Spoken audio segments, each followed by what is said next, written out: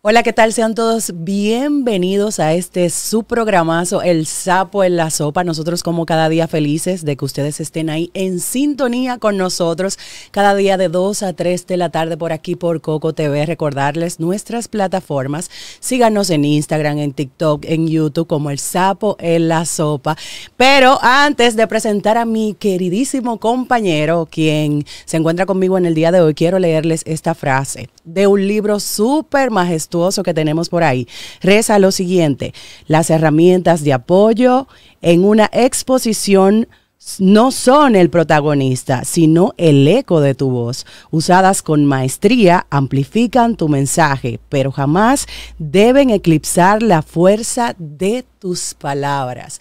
Donde quiera que tú puedas utilizar ese escenario para que tus palabras lleguen de una manera grandiosa y poderosa, pues utilízalo. ¿Cuántas veces tú has agradecido en un cumpleaños? Como siempre yo le digo a mis queridísimos estudiantes, hay escenarios que parecen común, pero que se pueden volver extraordinarios. Buenas tardes, Elvis Vázquez, con nosotros el día de hoy. Buenas tardes, Bonnie, contento de estar aquí. ¿Cómo te sientes? En excelencia, gracias a Dios. Qué bueno, qué bueno. Y un saludo a toda la audiencia que nos está viendo, desde donde nos esté viendo, ¿eh? Puede ser desde su vehículo, que la gente, yo hago eso, pongo el YouTube, lo pongo a sonar ahí y me tiro mi miradita entre semáforo y semáforo, o si usted está en su casa, o si nos está viendo en otro momento que no es a través de esta transmisión en vivo. Gracias por seguirnos, gracias por apoyarnos en este proyecto que con mucho amor y con mucho cariño nosotros preparamos. Y aprovechando lo que decías sobre la importancia y el valor de las palabras, quisimos traer el día de hoy una persona que tiene toda la admiración de mi parte, un maestro para mí, maestro de verdad, estilo Aristóteles allá con el método de enseñanza, una persona que se ha ganado mi cariño y mi respeto a través de todo su accionar y su trabajo. Quiero presentarles el día de hoy al escritor, comunicador, comentarista, profesor por vocación y maestro por demás, Lennis Tejada Betancourt, que está con nosotros el día de hoy. Bienvenido, Lenny, al Sapo en la Sopa. Para nosotros es un placer tenerte aquí con nosotros. Todo lo contrario, el honor de verdad que es mío estar compartiendo con ustedes. Agradezco sobremanera esas palabras con las que me has presentado. Lo que hace el cariño, ¿no? El cariño hace ese tipo de cosas. No solamente eso. El trato de hace años y ahora con Bonnie, que la tenemos también más cerca ahora de nosotros. De verdad que me siento entre amigos aquí. Y gracias a ustedes por acogernos en este espacio. Y aprovecho para saludar a toda la teleaudiencia y los cibernautas que siguen El Sapo en la Sopa, que está muy duro. Está caliente, está caliente. Sabes que tú hablas de honor, pero para nosotros es más que una distinción que tú estés aquí, y más siendo mi homólogo. Es que tengo tanto que preguntarte que quisiera iniciar por esta preguntita que reza lo siguiente: ¿cómo sería nosotros enfocarnos en una comunicación corporativa que sea eficaz dentro de las empresas? Porque es que está en boga últimamente nosotros escuchar a los empleados decir, es que mi ambiente laboral no es funcional. Entonces, ¿cómo trabajaríamos eso nosotros como comunicadores? Pero antes de responder esa pregunta, para que le dé un poquito de contexto a nuestra audiencia, un poquito de usted, ¿verdad? De dónde viene, a qué se ha dedicado, dónde nace su pasión por la comunicación y bueno, todas las aristas que embargan ese ámbito de la formación. Bueno, los que me conocen saben que he dedicado prácticamente toda mi vida a la comunicación y a la enseñanza. Soy hijo de profesora y mi familia, las tías y demás son profesores, por eso supongo que por ahí viene un poco en la vena lo de la enseñanza. Entonces me he dedicado a todo lo que tiene que ver con la comunicación como profesión. Por un lado, ejerciéndola en la conducción de programas de radio, televisión. Estoy cumpliendo ahora en el 2025 2 décadas de trabajo en la radio y en la televisión.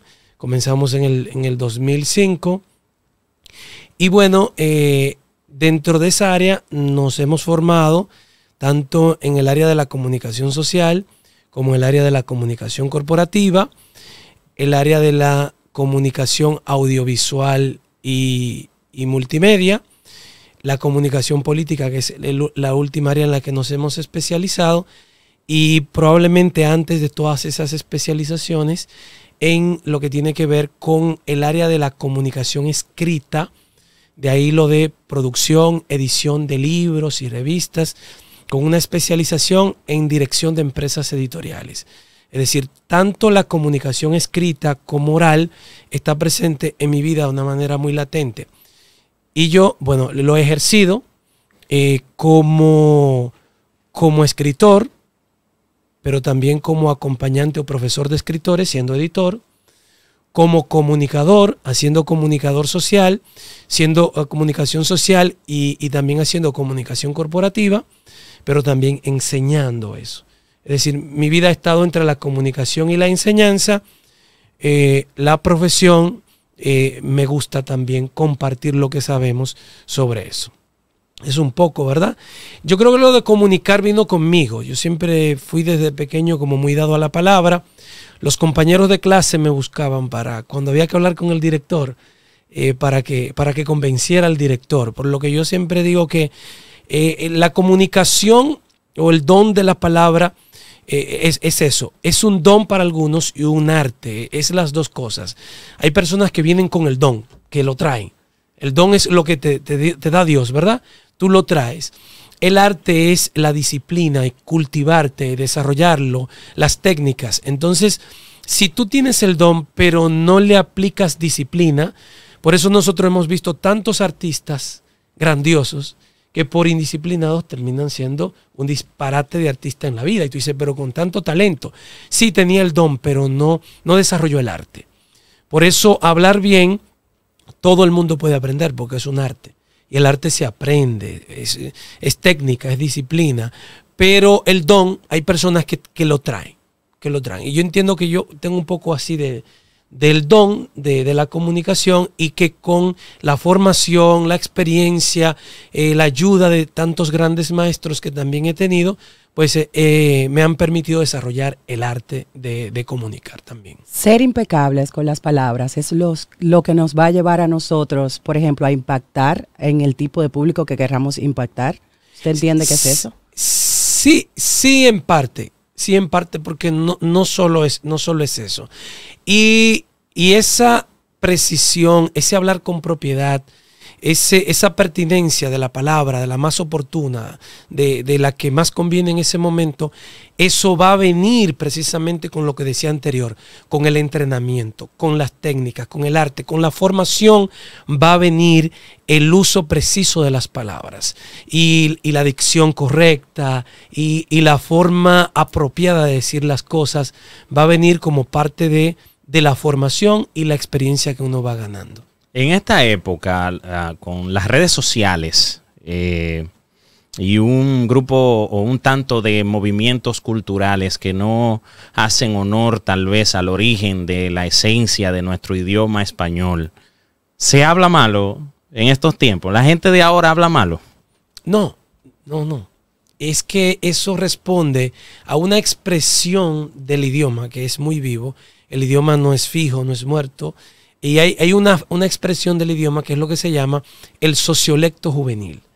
Y este uso de la terminología a la que tú insinúas corresponde a eso. El sociolecto juvenil es un conjunto de palabras y de frases del acervo de la jerga juvenil que ni siquiera es considerado para acuñarse dentro del diccionario de la Real Academia. ¿Por qué? Porque es muy fugaz.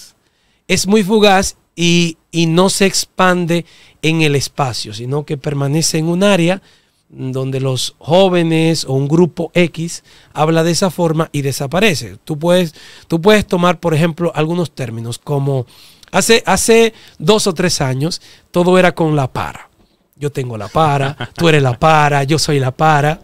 Tú no oyes a nadie con la para. No, cierto. En este momento no oyes a nadie con la para.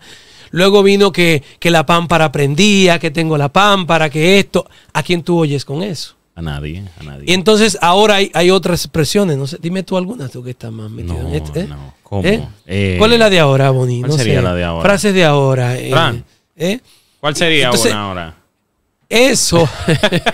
No quiere que lo metamos al medio. Eso corresponde a esa realidad que llamamos sociolecto juvenil, que se pone de moda una frase, una expresión, pero que eso es fugaz y otra frase viene y sustituye esa y se pone de moda y no permanece en el tiempo y en el espacio. Ahora, de que en los medios de comunicación tenemos un problema de la degradación del lenguaje, eso sí, porque el comunicador está llamado, incluso por normativa legal, porque así lo establece el 824, el reglamento que rige la comunicación en la República Dominicana, establece que el comunicador social ha de ser un maestro del buen hablar. Y así lo define, un maestro del buen hablar, y que los medios de comunicación, sus directores y por tanto sus locutores, deben procurar mantener un nivel de cultura a través de la conservación del lenguaje que debe usarse por lo menos por encima del estándar. Claro, se entiende que si tú estás produciendo un programa diseñado para un público meta, un target juvenil, se entiende que tú emplees algunos términos de carácter juvenil. Eso no implica que tú tengas que caer en palabras soeces, en palabras vulgares. Porque hay gente que se trasladan los genitales de la entrepierna, se lo trasladan a la boca. Y entonces eso que tienen en la entrepierna lo viven mencionando a cada rato. Y esa es una comunicación que el Estado no la puede tolerar. Y yo estoy muy contento de lo que dijo el lunes pasado el presidente en la semanal, de que van a cortar, ojalá y lo cumpla, que van a cortar el auspicio de la publicidad de Estado a los programas que no cumplan con estos niveles y que transmitan antivalores. Y espero que lo cumpla. Estoy escéptico con eso porque el presidente es el primero que visita ese tipo de programas. Tú sabes que eso coloquialmente nosotros lo conocemos como vulgarismo, ¿verdad que sí? Sí. En la docencia de locución y oratoria. Pero ahora hablemos del anglicismo y del spanglish, que lo ha adoptado la República Dominicana.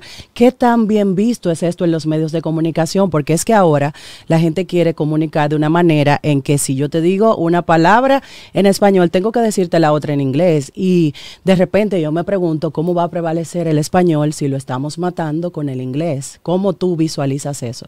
Bueno, yo me circunscribo a la postura de la Real Academia. Es que si existe un término válido en español, lo recomendable es utilizar ese término. Por supuesto que hay anglicismos que ya han sido adaptados, han sido acogidos y acuñados por el español, y bueno, está bien utilizarlo.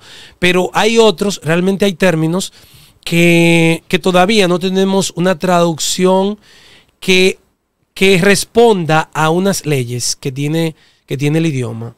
La filología, que es la ciencia que estudia la lengua, filología.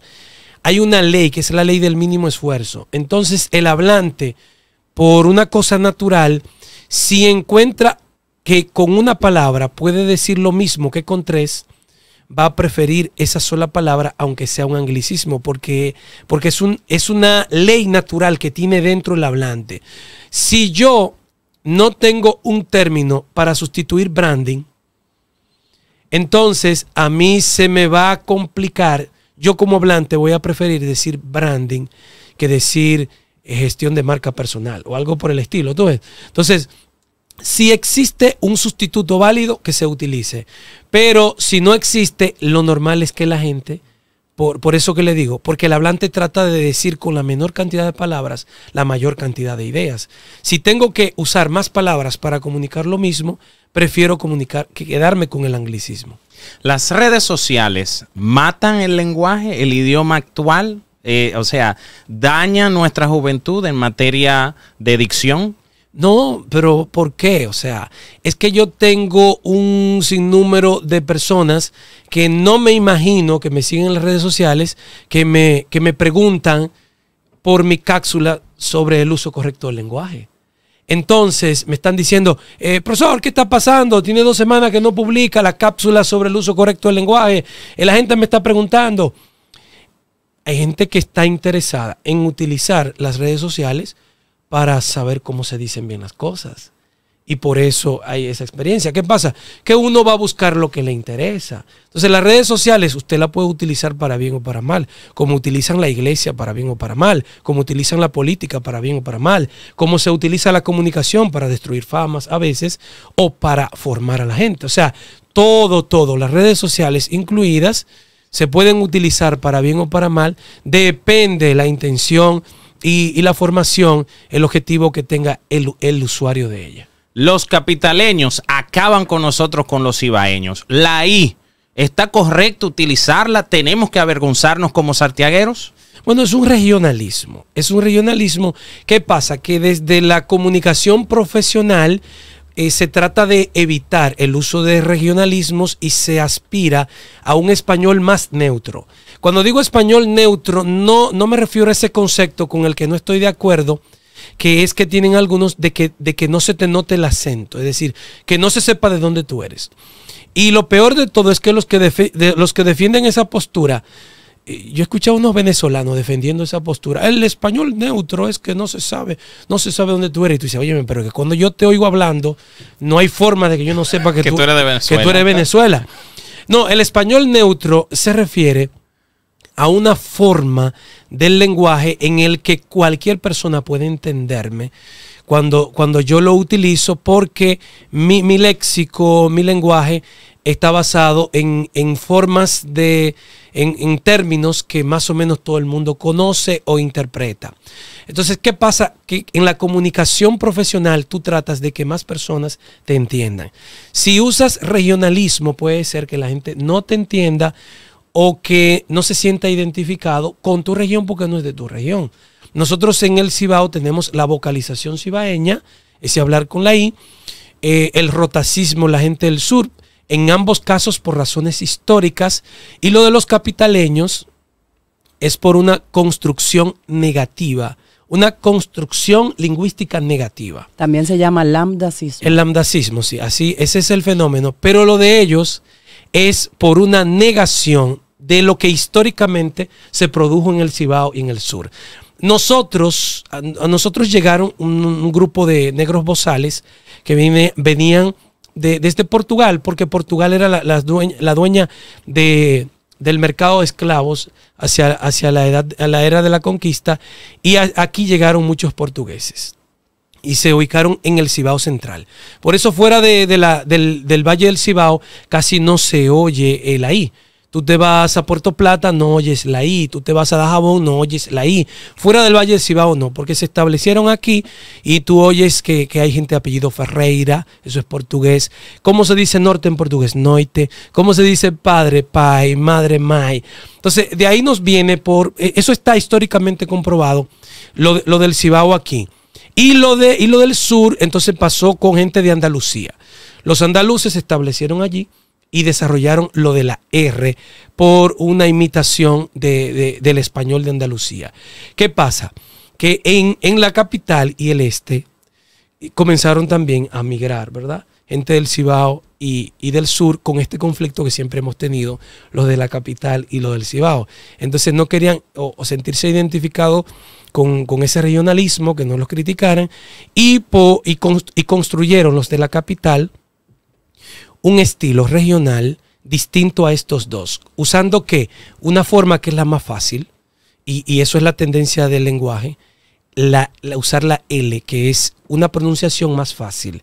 La R es muy difícil, porque la R hay que hacer vibrar la lengua, y una colocación de la lengua y de los órganos que intervienen en la producción de la voz es muy difícil, la R, y la I es muy pronunciada. Entonces ellos derivaron a la L por una construcción negativa, o sea, negando lo del Cibao, que fue natural, un proceso histórico natural, y lo del sur, y ellos lo construyeron para diferenciarse de nosotros. La locución y la oratoria es un trípode de 3 patas, obviamente, que se compone por fluidez, entonación y dicción.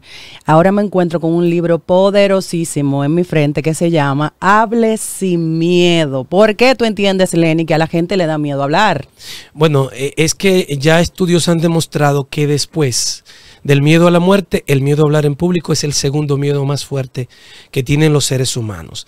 Hay un estudio reciente que cito aquí en el libro, que ustedes estuvieron viendo en pantalla, Hable sin miedo, un estudio reciente realizado en el primer mundo, Inglaterra. Si usted lo quiere más desarrollado que Inglaterra, no sé para dónde usted va a coger. Entonces, en Inglaterra se hizo un estudio preguntando a los profesionales cuál es la primera causa de bloqueo para el desarrollo profesional, y el 60% coincidió que el miedo a hablar en público a los profesionales de Inglaterra les representa la principal causa de éxito, de fracaso para el éxito profesional. Es un obstáculo para los ingleses el hablar en público. Por lo que realmente entendemos que todo el mundo necesita desarrollar la habilidad de manejar su miedo al momento de hablar en público. Bueno, hay algunas cosas ya para ir cerrando, porque el tiempo en televisión realmente es bastante corto, pero que me gustaría que usted, que se tocan aquí en el libro, maestro, y me gustaría que usted tal vez nos dijera algo puntual.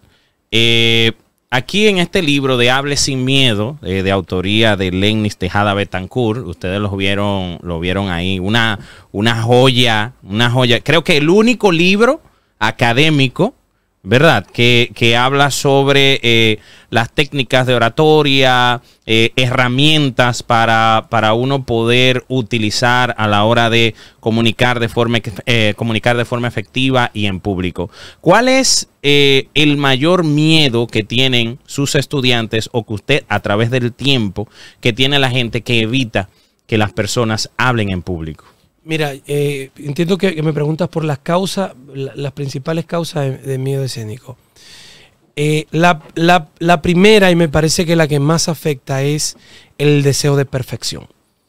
La gente sabe lo que quiere decir, muchas veces conoce el tema, pero quiere hacer un discurso perfecto, quiere decir las cosas perfectas, no se da permiso para equivocarse, y eso le genera un estrés mayúsculo. Tú ves que la gente te escribe sus discursos perfectos, como ellos entienden que deben salir, y luego quieren exponerlo así. Claro, hay un sinnúmero de razones. Yo digo que después de ese deseo, que es una cosa estúpida el ser humano querer hacerlo perfecto, porque la perfección humanamente no existe, es una condición que Dios le negó al ser humano, y como no la encontramos en el mundo, decimos la tiene un ser que vive fuera de este mundo, que se llama Dios.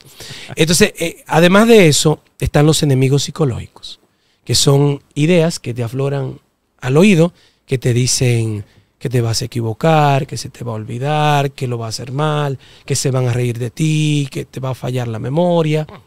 Y yo digo que entre ese deseo de perfección que tienen los hablantes y los enemigos psicológicos están las dos principales causas para que la gente tenga miedo a pararse delante de un público. De hecho, yo me atrevería a ponerle a eso, agregarle un puntico a eso, y es que eso afecta hasta la fluidez del ser humano. Claro. No, la gente no puede fluir esperando que si falla en esa fluidez, pues va a ser juzgado. Y por ahí es que viene la cosa. Señores, tristemente el tiempo se nos agotó, pero no me puedo ir sin leerle la frasecita poderosa que la saqué de ese libro, Hable sin miedo, la misma que leí al inicio. Les voy a leer para irnos a una breve pausa comercial. Cuando regresemos no te puedes mover de ahí, porque seguimos con más contenido del Sapo en la Sopa.